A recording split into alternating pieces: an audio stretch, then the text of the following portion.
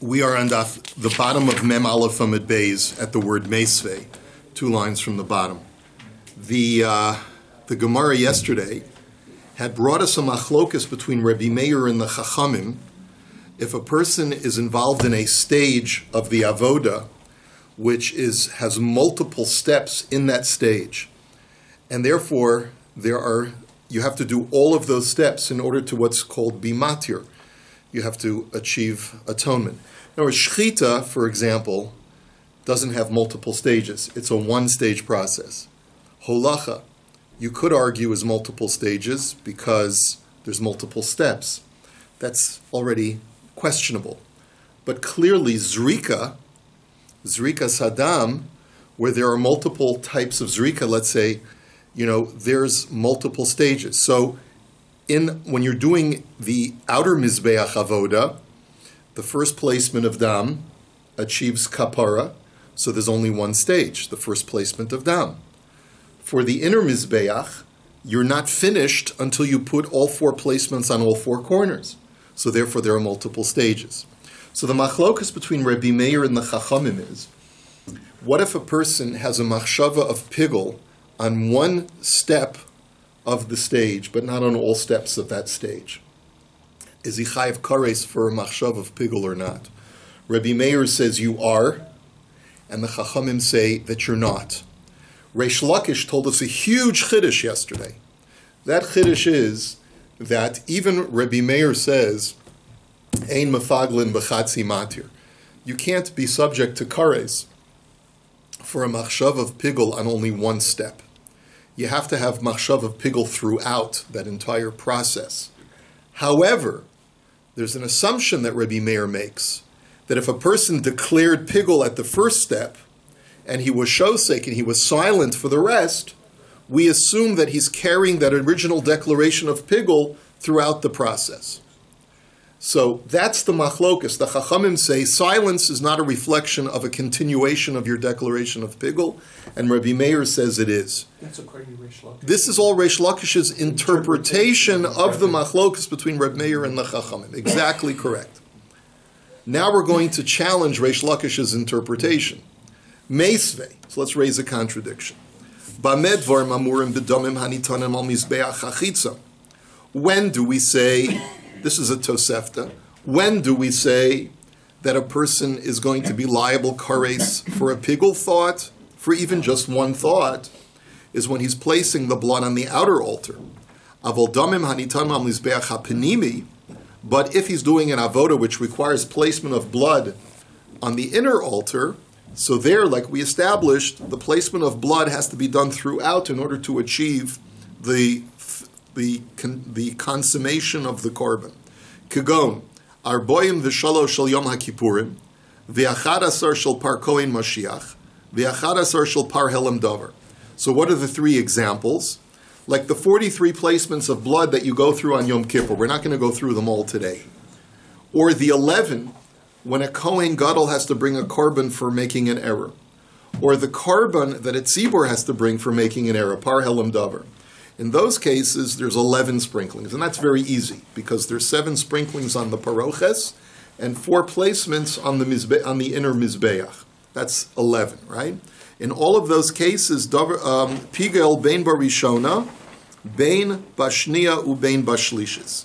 If a person has a machshava of pigel at the first stage, the second stage, or the third stage, in other words, it doesn't matter what stage of the blood placement he's at, Rabbi Meir omer pigel v'chayevan olav kares, v'chachamim omrim ein bo kares ad sheyafagel b'chol hamatir. So this is the machlokas. Rabbi Meir says, whether it's stage 1, stage 2, stage 3, or step 1, step 2, step 3, it doesn't matter. As long as you just have one machshava of pigul, that's enough to get you kares. And the Chachamim say that when it comes to blood placement, you have to have a machshava of pigul for each and every placement of all 43 or all 11.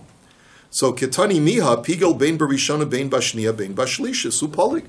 So the Gemara reflects on this tosefta and it says, wait a minute, Rabbi Meir says it doesn't make a difference at what step you're having a machshava of pigul, whether it's step 1, step 2, step 3, which sounds like he holds that even if you're shosek in the first step, and you declare pigul in the second step, you're still going to get kares. That's certainly not the way Reish Lakish explained it, right? Reish Lakish's position was, Reb Meir only holds you get kares if you said pigul at the beginning, and you're silent for the rest of the time, because we assume that statement carries over to your silence. But that's not what the Bryce is saying. The Bryce is saying, it seems like the Bryce is saying, that even just having a machshav of pigul later on is enough to make you chayiv kares. So how do we resolve this? So Amar Rav Yitzchak bar Abin hacha b'mayaskinan kagon shepigel b'shchita dechad matirhu. So the Gemara answers it's a bit of a contrivance, but we'll stick with it for now. So Rav Yitzchak says, this brisa is not talking about a normal situation. This brisa is talking about a situation where the Kohen started the avoda, collected all the blood that he needs to do all of the blood placement, and the blood spilled out and he cannot retrieve it. So in that situation, he's got to slaughter another animal and commence with the zrika. Okay? Now, in that situation, we're saying that if he did the shchita, at that point, it doesn't matter at what stage he's doing the shchita, he could be subject to get kares if he has a machshava of pigul during the shchita. That's what it means. And shchita is only a one-step process.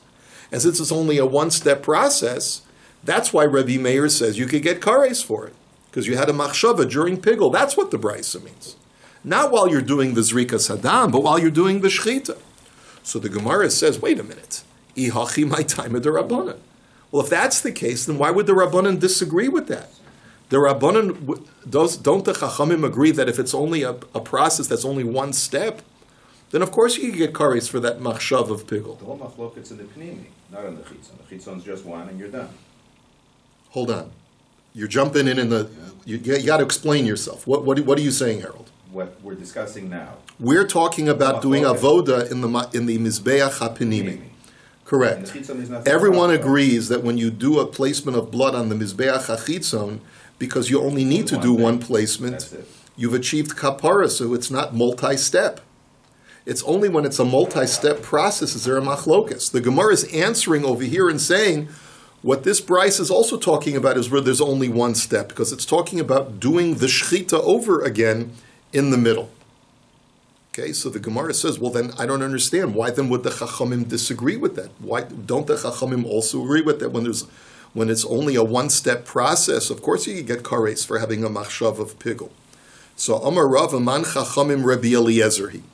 So the answer is that this is not the standard Chachamim. This is Rabbi Eliezer. Now Rabbi Eliezer in this regard does not talk about the halach of pigul. He talks about when you're maktir something, when you offer something on a fire outside the temple.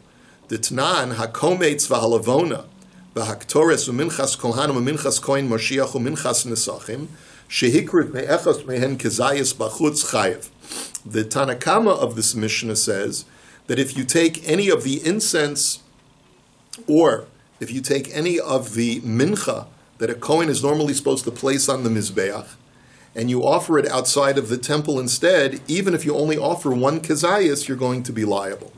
And the Rabbi Eliezer poter ad sheyakriv iskulan. And Rabbi Eliezer says you're not liable kares for offering something outside the temple unless you offer the ganze geschäft, the whole thing, the entire amount of the mincha, the entire amount of the ketoras. The Gemara says if that's Rabbi Eliezer's opinion when it comes to being maktir something bachutz outside the temple, let's extrapolate and say that by extension he would hold the same thing by pigul. That normally, when it comes to the laws of pigul, everyone that we've seen up until now says that when you're involved in the process of doing the avoda, if it's one full stage of avoda where you have a machshav of pigul, you're going to be chayiv. Let's say shchita.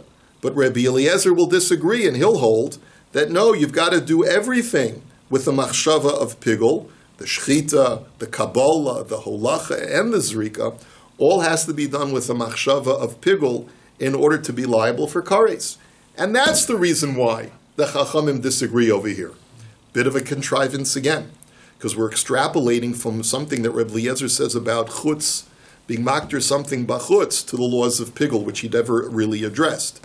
But so the Gemara says, but wait a minute, how can you say that? Because v'ha'amar Rava moda Rabbi Eliezer b'damim, that Rabbi Eliezer agrees that when it comes to the blood service, you don't have to do the whole thing outside in order to be liable. Ditnan Rabbi Eliezer v'Reb Shimon Omer mimakom shepasak mishamu maschil.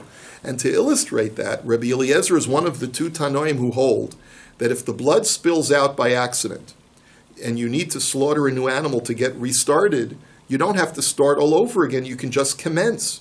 So you see that Rabbi Eliezer holds that when it comes to blood, we view every sprinkling of blood as something separate and distinct and discrete.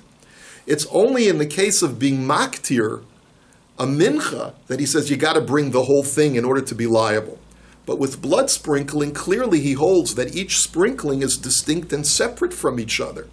And if that's the case, if you're going to extrapolate what he says with chutz, being maktir something bachutz, to apply it to pigul, then according to him, even just doing one sprinkling with the machshava of pigul would make you liable. And that clearly is not according to this brisa. This brisa holds that you have to, one sprinkling is a chatzi matir. Everyone seems to be holding that in this brisa. So you can't apply Rabbi Eliezer and say just what he holds by being maktir bachutz applies to the laws of pigul. That's just not an apt analogy. And even if you are going to make the analogy, then it clearly can't fit into this brisa. Rabbi Eliezer can't be the author of the brisa. So Ella Amar Rava, so Rava says, you're right. We're going to modify our explanation. Remember, what is our whole question? It's a question on Reish Lakish. How can you, Reish Lakish, say that even Rabbi Meir says that ein mefaglin b'chatzi matir, and it's only when you had the machshav of pigul at the beginning and were silent for the continuation? It seems not that way from this brisa. So Rava says, Kagon shepigel barishana v'shosak bashniya v'chazer upigel bashlishis. Mahu detema isal kadaitan al das rishana hu mihader pigule b'shlishis lamali kamash malan. So Rava says, I'm going to do some creative reading into this brisa. When the brisa says that you had a machshava of pigul for the first, the second, and the third, here's what it means. It doesn't mean either or, that either the first or the second or the third. It means when you had a machshava of pigul on the first stage, and then you were silent for the second stage, and then you declared explicitly pigul for the third stage, we want to make sure that you understand, according to Rabbi Meir, that even in that situation, you're going to be chayiv kares. Now, of course, why wouldn't Rabbi Meir hold of that? The answer is because why did you have to express explicitly pigul on the third stage? If you said it already on the first stage, and according to Rabbi Meir, every subsequent silence is interpreted as a continuation of your first declaration, then what was the point of you saying it explicitly on the third stage? Maybe you could interpret that to mean that on the first stage he meant pigul, on the second stage when he was shosek he did not mean pigul, and only on the third stage did he want to resume the machshav of pigul. So to deflect that, that's what this brisa is coming to tell you. The first, the second, and the third is that what we mean to say is that even though you said you were explicit in the first and the third and you were silent in the middle and the second, it carries over and we assume that you were pigul on all three. So maskef lo Ravashi midi shasak ketani. 1 second, says Ravashi. That's really creative reading. You're reading too much into the text. It doesn't say that you were silent in the second stage. So Ela Omer Ravashi Hacha b'mayaskina kegon shepigel barishana uvashnia uvashlishis. Mahu detema isal kadaitan kol ha'osa al das rishana hu osa mihader piguli b'chol chada v'chada lamali kamash malan. So Ravashi says, here's what we're talking about. We're talking about a case where there's really 4 steps or 4 stages of sprinkling. That is what the brisa means. And what the brisa is saying is, you sprinkled and you said explicitly pigul on stage 1. You said explicitly pigul when you were sprinkling on stage 2. And you said explicitly pigul on stage 3, and then you were silent on stage 4. Now normally we say, according to Reb Meir, when you say it once and you're silent for the rest of the time, it's assumed that you're carrying over the pigul. But if that's the case over here, then why did you say it for stage 2 and stage 3? Just say it for stage 1, and then shut up for the rest of the time. Please pardon my language. And then just, don't say anything for the rest of the time. Why were you explicit on stage 1, 2, and 3, and then only on 4 you were silent? So maybe you could interpret that to mean that for stage 4 he doesn't mean pigul, and therefore it's ein mefaglim b'chatzi matir. Kamash Malan, that no, that even in that situation, Reb Meir holds that your silence is interpreted as a continuation of your pigul. So the Gemara, and therefore there's chayiv kares. And the Chachamim argue, and they say, no, silence can never be interpreted as pigul. So, but wait a minute. This too is overly creative reading, because Vaha Bain Katani, Kasha. The Brisa says, it doesn't say that you stated pigul for stage 1 and 2 and 3. It says you stated pigul for either stage 1 or stage 2 or stage 3. That's what Bain means. Whether it's this or that, not both or all. So the Gemara says, you're right. This is really a problem. Okay, let's go on. Amar Mar. Okay, so now according to Rashi, we are going back and we're putting aside Reish Lakish for just a moment. And we're going to take Rebbe Meir at face value, that according to Rebbe Meir, it is possible to accomplish a chiyuv kares of pigul even with a chatzi matir. Okay? So, Omar Mar, Rebbe Meir Omer, pigul v'chayavan alav kares. So the Gemara says, even if you're going to take Rebbe Meir at face value, I still have a problem. Even if you hold mefaglim b'chatzi matir, that even in one step of the process, you can accomplish chiyuv kares, I still have a problem because mechdi, kares, lo michayev ad sheyikarvu kol matirav. There's a special halacha that you only become liable for kares once you've finished the entire, all steps of the korban. In other words, for example, let's say I did a shchita with a machshava of pigul, right? And then I aborted. I just walked away. I left the Beis HaMikdash. And I just left the animal. No one did the Kabbalah, no one did the Holacha, no one did the Zrika. And then I go ahead and I eat a kezayis of it, chutz lizmano, or I eat a kezayis of the animal, right? Do I get kares? No. You have to finish the process. And only in retrospect, if we look at it and we say, okay, you did everything correctly except for that one machshav of pigul, then you become chayiv kares if you eat the basar of that animal. Okay? So let's think about it. He says, and how do we know that? To Omar Mar kahartzos kasher kachartzos pasel. Martzos kasher ad sheyikarvu kol matirav. Afartzos pasel ad sheyikarvu kol matirav. As the master taught, one of the earlier Amoraim taught, that just like when you want to consummate a kosher korban, you have to wait until it's finished. So too, when you want to determine whether someone is chayiv kares for pigul, you have to wait until the process is finished. So v'hakivin dechashiv be'bifnim pesula k'mandelo adi dami ki hadar madi behechol maya ba'almahu deka'adi. So the Gemara's question is like this. Let's say there are multiple stages of Zrika Saddam. Let's say on the Yom Kippur Avoda. He's got to go into the Kodesh HaKadoshim and sprinkle blood there. Then he's got to go to the Paroches and sprinkle blood there. And then he's got to go to the Mizbeach HaPanimi and sprinkle blood there. Right? So you went into the Kodesh HaKadoshim. You sprinkle blood with the machshava of pigul. It's as if you didn't sprinkle blood at all. That's the Gemara's premise. In other words, why? And then when you commence and sprinkle blood on the paroches, it's like sprinkling water. It's like you're doing nothing. Because if you don't go in sequence of the correct sprinkling, then how can we even view this sprinkling at stage 2 to be considered a sprinkling at all? It shouldn't be considered sprinkling, and if so, it's as if you aborted the whole process, and therefore there should never be able to get to a stage of being chayiv kares. That's the Gemara's question. So Amar Rabba mishkachas la be'arba parim u'v'daled siirim. So Rabba says, he comes up with a very creative chap. Remember, on the Yom Kippur Avoda, there's a bull and there's a goat that the Kohen Gadol has to offer. And we said before that if he slaughters one of the animals and all the blood spills out, and he already started the process, he has to slaughter another animal to commence, right? So it could be that even though it's true that if I'm using one bowl of blood and I start sprinkling with a machshav of pigul inside the Kodesh HaKadoshim, and I commence with that sprinkling on the paroches, it doesn't count. But let's say, after I finish sprinkling in the Kodesh HaKadoshim, the bowl of blood spills on the floor and I can't retrieve it, I have to slaughter another animal. So then, that new sprinkling from that new animal counts as a separate sprinkling, and therefore it could be a commencement of a kosher commencement of my initial sprinkling of the machshav of pigul. In other words, Rabbah says, I'll grant you your premise.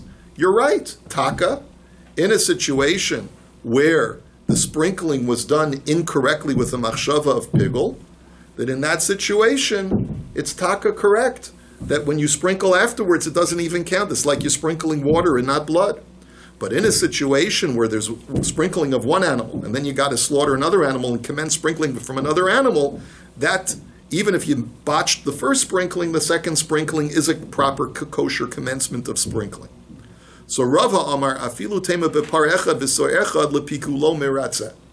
And Rava says, I have a different answer. I reject your premise. Your premise was that when you botch the first stage of sprinkling because you have a machshav of pigul, all subsequent sprinkling is as if it's not sprinkling at all, as if it's sprinkling water. I disagree with the premise. You're right, you're not yotze the zrika, but vis-a-vis liability for pigul, it is considered to be a zrika. Okay, so that's Rava's approach. Now, the Gemara now goes to a technical question. Arboim v'shalosh v'hotanya arboim v'sheva. So you told me that on the Brisa on the beginning of the daf today said that there are 43 sprinklings of or placements of blood on Yom Kippur. There's another Brisa that says there's 47. So which one is it, 43 or 47? So ha'keman do'amar ma'arvin l'kranos, v'ha'keman do'amar ein ma'arvin l'kranos. So the Gemara says very simple. There's a machlokis when it comes to the Yom Kippur avoda. We all know that the Kohen Gadol has to take the blood of the bull and the blood of the goat. But there's a machlokis as to whether you mix those two bloods together before you do the 4 placements on the inner altar, or whether you place the blood separately, 4 placements of bull blood and 4 separate placements of goat blood. So the Brisa that said 43 holds that you mix the two bloods and then just place 1 placement of 4 to get for a total of 43.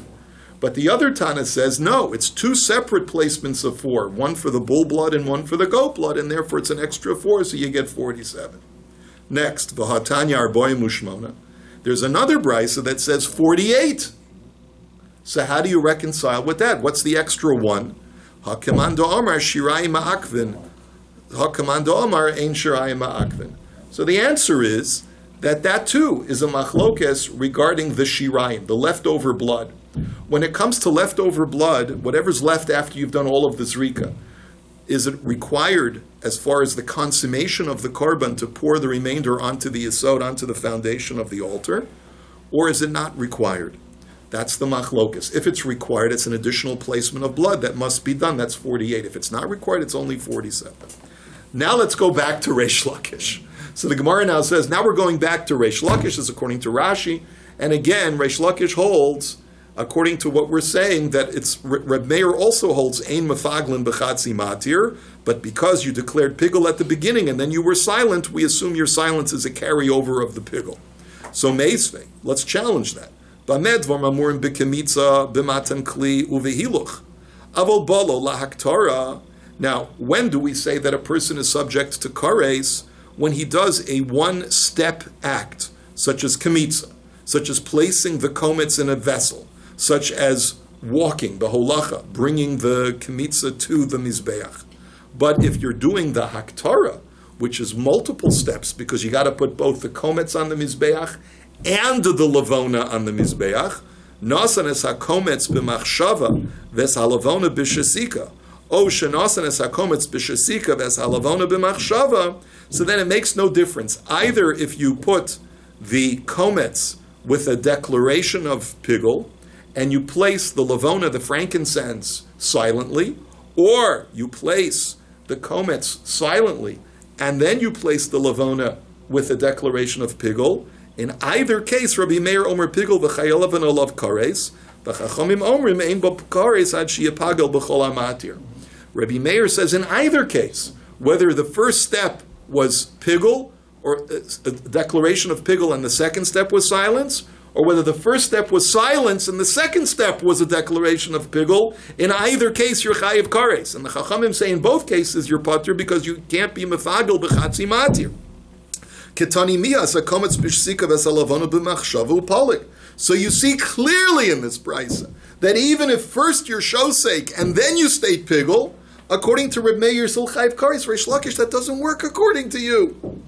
So the Gemara says, Ema kavar nosan asalavana b'machshava. So wow, this is really creative reading. So it's like if I tell you, I had breakfast and then I played hockey. So if I say I had breakfast and then I played hockey, what I really meant to say was, I had breakfast after having already played hockey. And that's the way we're reading the brisa. It doesn't mean that you actually first were silent and then, for stage 2, you stated pigul. It means that you were silent after having made a first statement of pigul. That's the way he wants to read the brisa. So the Gemara says, come on, man. Chada dahainu reisha. First of all, then you're just repeating the first statement. The brisa had said it makes no difference whether statement and then silence or silence and then statement. If you're telling me that silence and then statement means silence after statement, so then it's the same thing as the first statement, the first clause of the brisa. Va'od hatanya v'acharkach. And second of all, you really can't read that because it doesn't say that you were silent after having stated pigul. It says you were silent and then you stated pigul. Come on. Kasha. Yeah, okay. You got me. We'll hold it here for today. A good Erev Shabbos.